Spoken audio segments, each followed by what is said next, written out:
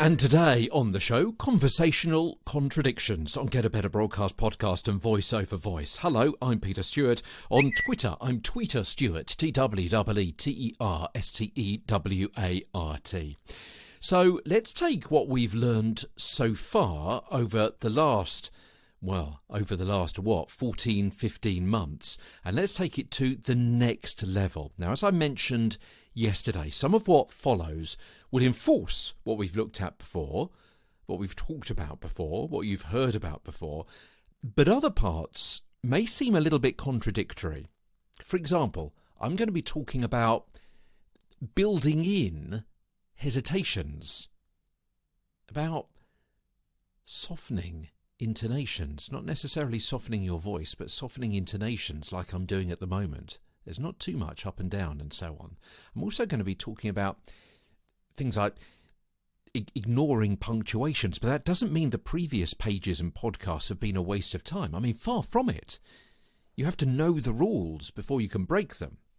After all, we don't follow the rules of the written word when we speak in a conversation. So if you want to replicate that naturalistic, authentic style, listen on.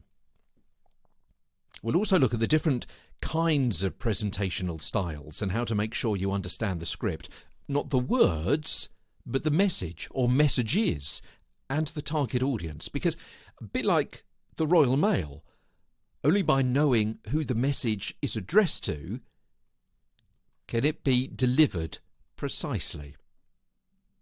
Tomorrow we continue with the announcer style of reading. Yeah, over the next few days, we're going to be looking at different styles of reading. There's the announcer style, which, as I say, we're going to be talking about tomorrow. Then the conversational style of reading, which is really what we're here for over the next several weeks. And well, I'll come back to that in a second. And also considerations for other reading styles as well. And also about dialing it up and dialing it down. What does that mean in practice? What are some of the considerations that you need to bear in mind? If you're in a studio and someone says, "Oh, boy, can you just dial it down a bit?" What do they mean by that? And what do I mean about we're going to be looking at this over several weeks? Several weeks because it's a really interesting topic that not many voice trainers and presentation coaches talk about because it's too difficult for them to talk about. They haven't been there. They haven't done it. They haven't experienced presenting in front of the microphone. They don't know about ad-libbing techniques. They don't know about how to lift words off a page. Think I'm ad-libbing what I just said?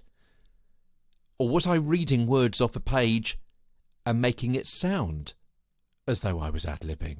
Those are the tricks I'm going to be sharing with you over the next several weeks. Weeks of tricks. As Get a Better Broadcast podcast and Voice Over Voice continues. From London, I'm Peter Stewart.